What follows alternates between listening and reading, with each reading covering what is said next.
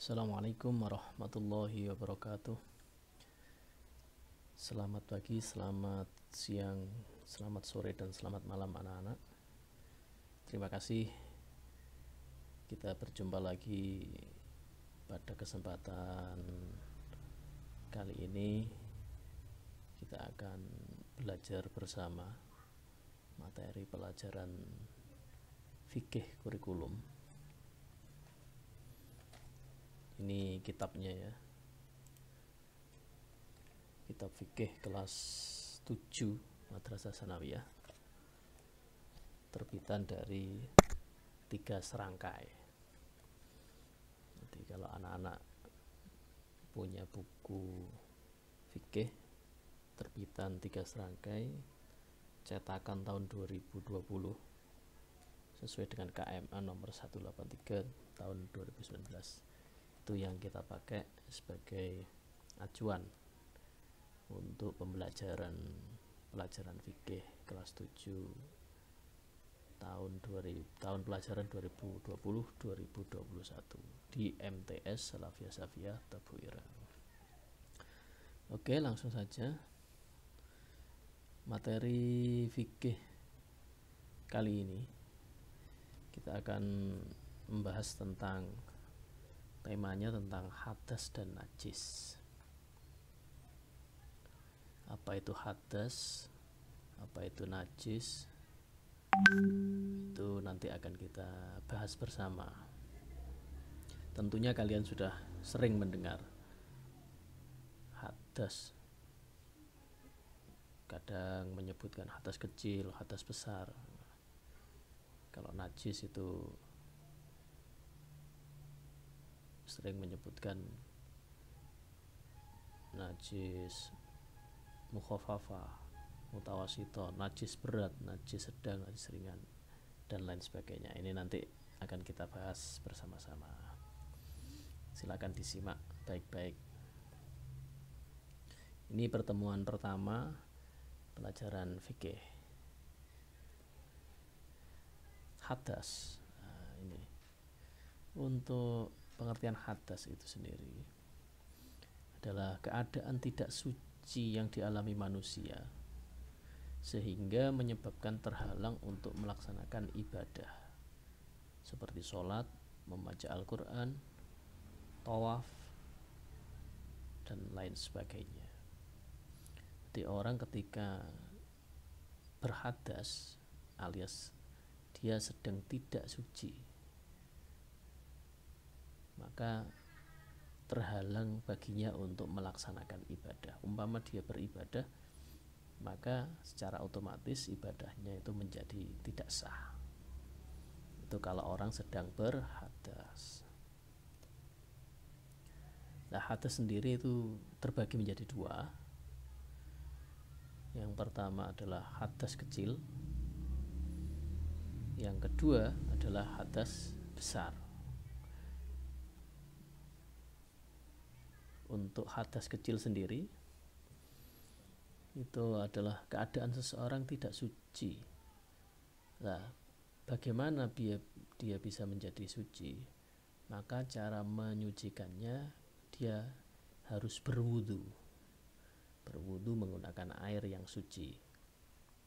Kalau tidak ada air atau punya uzur, punya halangan untuk menggunakan air, entah itu sakit, entah itu sedang dalam perjalanan, atau yang lain-lainnya, maka wudhu itu bisa diganti dengan tayamum menggunakan debu.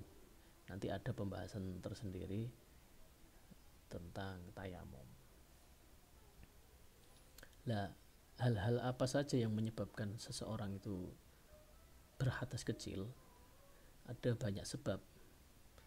Di antaranya yang pertama, keluarnya sesuatu dari kubul atau dubur. Kalau kubul itu dari jalan depan, itu maksudnya alat kelamin yang di depan, itu namanya kubul. Sementara kalau dubur itu adalah yang bagian belakang, alias anus, bahasa IPA-nya itu seperti itu.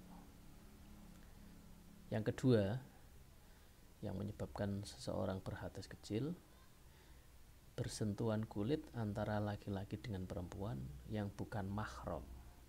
Ingat, hati-hati menyebutnya. Jadi mahram bukan muhrim. Kita kadang salah kaprah menyebutkan maunya itu menyebutkan mahram, tapi diucapkan muhrim. Padahal ini sesuatu yang berbeda. Kalau mahram itu adalah orang yang haram untuk dinikah, yang tidak boleh dinikah. Artinya ketika kita bersentuhan dengan mahram itu tidak batal. Contoh, kalian dengan orang tua, jadi kalian sebagai anak laki-laki atau perempuan, anak laki-laki bersalaman dengan ibunya, maka ketika dia sudah punya wudhu itu tidak membatalkan wudhu. Sebaliknya, anak perempuan bersalaman dengan bapaknya atau ayahnya itu pun juga tidak membatalkan wudhu. Itu disebut mahram. Sementara kalau muhrim itu orang yang sedang berpakaian ihram ketika haji, itu namanya muhrim. Berikutnya, hal-hal yang menyebabkan hadas kecil adalah hilang akal. Hilang akal itu ada beberapa sebab. Sebab yang pertama itu bisa karena mabuk, bisa karena pingsan, bisa karena tidur, dan lain sebagainya. Yang penting orang keadaan kehilangan akal, maka secara otomatis wudhunya itu menjadi batal alias berhadas kecil. Yang nomor 4,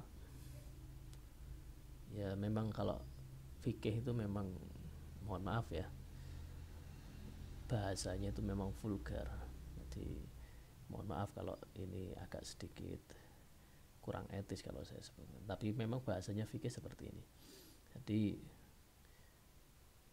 Tapi ini untuk pendidikan, jadi harus kita sampaikan. Yang nomor 4 yang menyebabkan hadas kecil adalah menyentuh kubul atau duburnya. Jadi kalau kita menyentuh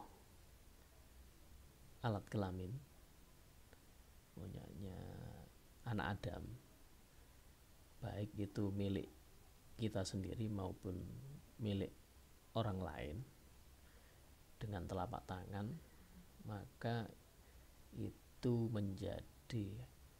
orang itu menjadi berhadas kecil. Jadi itu beberapa hal yang menyebabkan seseorang berhadas kecil. Jelas ini ya kira-kira ya. Lanjut. Sedangkan hadas besar, lah ini semakin menarik ini pembahasannya ini. Untuk hadas besar adalah keadaan seseorang tidak suci, dan supaya ia menjadi suci maka ia diwajibkan mandi, dan jika tidak ada air atau berhalangan bisa diganti dengan tayamum. Penggantinya sama, baik hadas kecil maupun hadas besar. Itu cara menyucikannya, kalau hadas kecil wudhu tidak bisa maka boleh dengan tayamum. Kalau hadas besar harus mandi wajib. Kok tidak bisa mandi wajib? Karena ada udzur yang membolehkan, maka sama, bisa diganti dengan tayamum, cukup dengan debu, mengusap wajah dan kedua tangan saja. Ini termasuk salah satu bentuk keringanan atau rukhsah dari Allah untuk kita. Terus apa saja yang menyebabkan seseorang itu berhadas besar? Jadi kalau kita nanti mengalami salah satu dari sekian banyak hal yang menyebabkan hadas besar, maka kita wajib hukumnya untuk mandi wajib. Istilahnya mandi besar ya. Nanti untuk menyucikannya itu harus mandi. Kalau tidak bisa mandi karena hal tertentu, maka diganti dengan tayamum. Yang pertama yang menyebabkan seseorang itu berhadas besar adalah bertemunya dua alat kelamin laki-laki dengan perempuan. Ini sudah tidak perlu saya jelaskan ya, cukup dibayangkan saja, tapi jangan dipraktekkan. Ini khusus untuk orang yang sudah menikah. Kalau kalian cukup tahu saja, tidak perlu bayangkan yang macam-macam.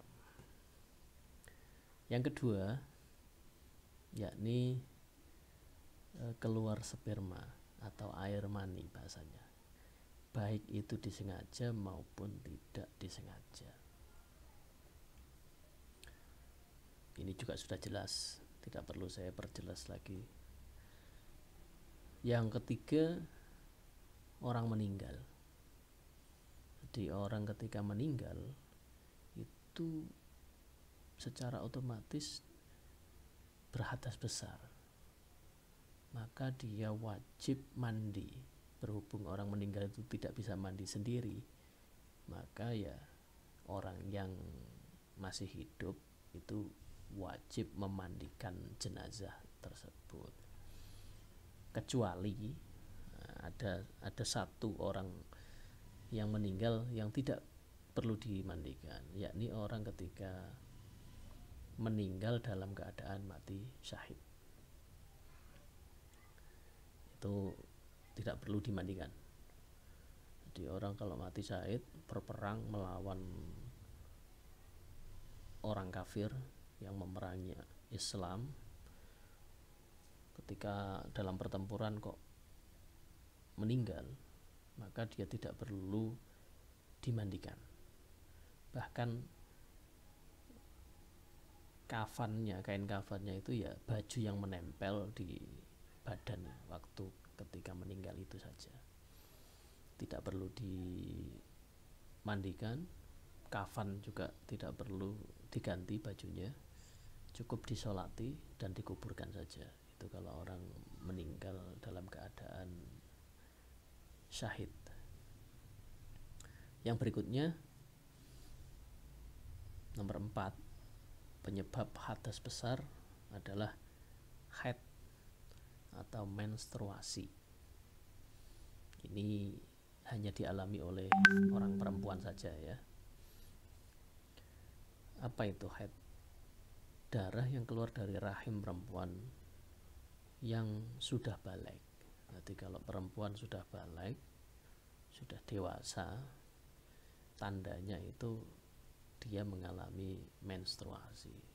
Kalau belum pernah mengalami menstruasi, itu berarti belum dewasa atau belum balik. Kecuali ada beberapa kasus wanita itu yang memang tidak bisa menstruasi. Ada beberapa kasus. Selanjutnya, wiladah. Apa itu wiladah? Ibu yang sehabis melahirkan, nah, itu wajib mandi. Yang terakhir adalah nifas. Jadi, apa itu nifas? Yakni darah yang keluar dari rahim perempuan setelah perempuan itu melahirkan. Biasanya orang habis melahirkan itu masih mengeluarkan darah namanya nifas, darah nifas. Dan itu bisa berhari-hari, paling lama bisa sampai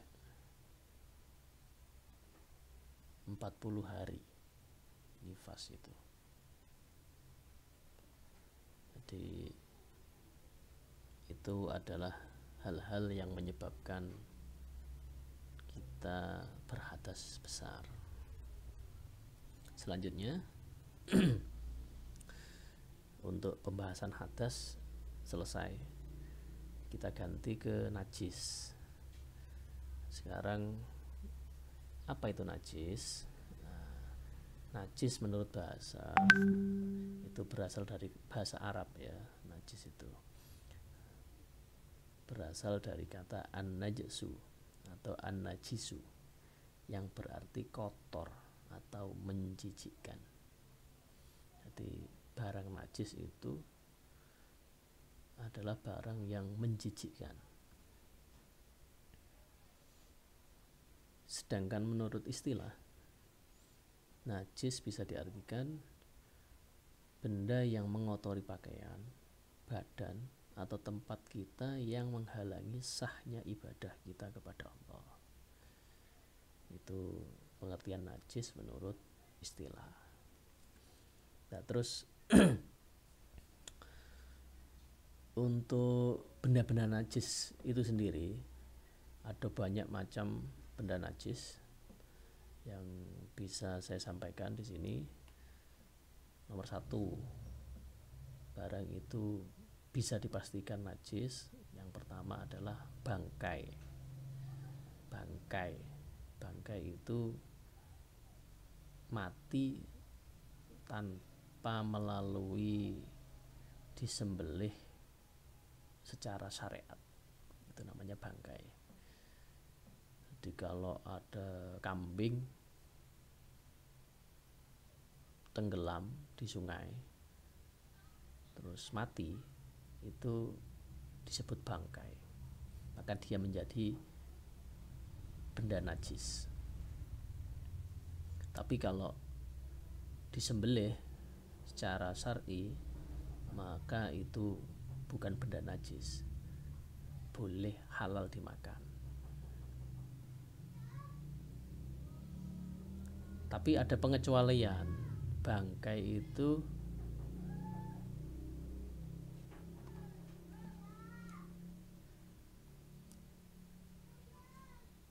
ada 2 bangkai yang halal dimakan. Yakni yang pertama bangkai ikan, dan yang kedua adalah bangkai belalang. Ini walaupun mati tanpa disembelih pun, 2 binatang ini halal untuk dimakan, tidak masuk kategori bangkai. Yang kedua adalah darah. Darah itu termasuk benda najis. Lagi-lagi ada pengecualian juga untuk darah. Darah itu yang boleh dimakan dan tidak termasuk benda najis adalah hati dan limpa. Jadi kalau kalian pernah lihat orang menyembelih kambing, menyembelih sapi, itu kan hati dan limpanya itu kan dimakan, tidak dibuang. Boleh dimakan. Beda dengan kalau di Jawa itu ada istilah dede. Nanti di pasar-pasar itu orang jualan dede. Dede itu darah yang dibekukan, darah yang aslinya cair diproses dengan cara tertentu, dia menjadi beku seperti hati, akhirnya dimakan. Nah, itu tetap haram, tidak boleh dimakan. Jadi yang boleh itu yang asli hati, berbentuk hati dan limpa itu. Yang nomor 3, anjing dan babi. Ini adalah termasuk binatang yang najis. Yang nomor 4, potongan daging dari hewan yang masih hidup. Jadi kalau ada hewan lari-lari di jalan terus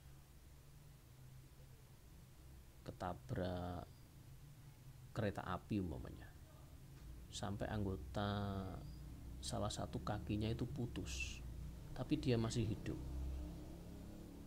hanya putus kakinya saja, maka kaki yang putus ini menjadi benda najis, tidak boleh dimakan, walaupun aslinya itu dari binatang halal. Di kambing atau sapi kakinya putus tapi dia masih hidup, maka itu menjadi benda najis, tidak boleh dimakan. Yang nomor 5 berikutnya adalah muntah. Jadi ketika orang muntah itu barang najis. Yang nomor 6, air kencing. Air kencing baik manusia maupun hewan itu semuanya najis. Yang nomor 7, kotoran. Baik itu kotoran manusia maupun hewan, semuanya itu benda najis. Yang nomor 8, air madi dan wadi. Ada 2 ya. Jadi cairan yang keluar dari jalan depan, kubul istilahnya, itu ada beberapa namanya. Nah, ini yang termasuk selain air kencing itu ada air madi dan wadi, ada juga air mani.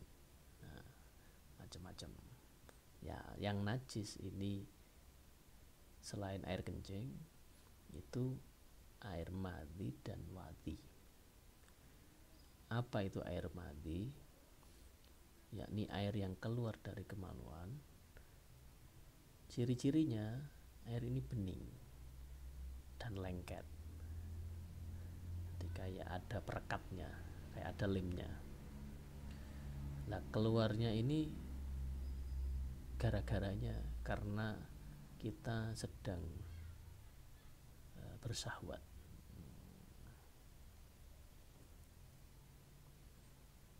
Yang kedua, udah, ini penjelasannya cukup sampai di situ saja. Kamu jangan bayangkan yang macam-macam. Air wadi. Nah, kalau air wadi ini cairan, ciri-cirinya dia itu putih kental yang keluar dari kemaluan. Biasanya itu setelah kencing atau ketika habis melakukan pekerjaan berat, tiba-tiba keluar cairan, bukan kencing.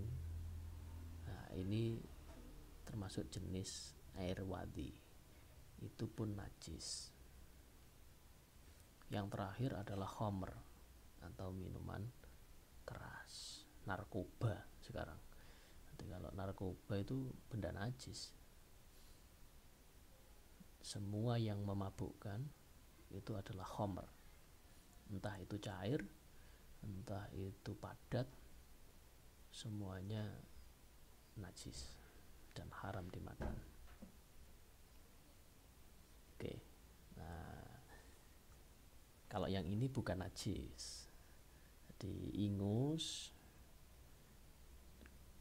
kotoran mata, istilahnya itu apa ya, belek. Kalau di Jawa itu istilahnya belek. Terus lumpur, itu walaupun semuanya menjijikkan, tapi ini tidak termasuk benda najis. Oke, mungkin untuk pertemuan pertama ini kita cukupkan sampai di sini. Di pembahasan tentang hadas dan najis untuk pertemuan pertama cukup sampai di sini. Kalau ada penjelasan yang kurang jelas, kurang lengkap, silahkan ditanyakan di kolom komentar atau langsung nanti di Classroom, di Google Classroom. Silahkan ditanyakan, nanti akan kita bahas dan kita diskusikan untuk pengetahuan bersama. Itu saja ya. Terima kasih, kurang lebihnya mohon maaf. Assalamualaikum warahmatullahi wabarakatuh.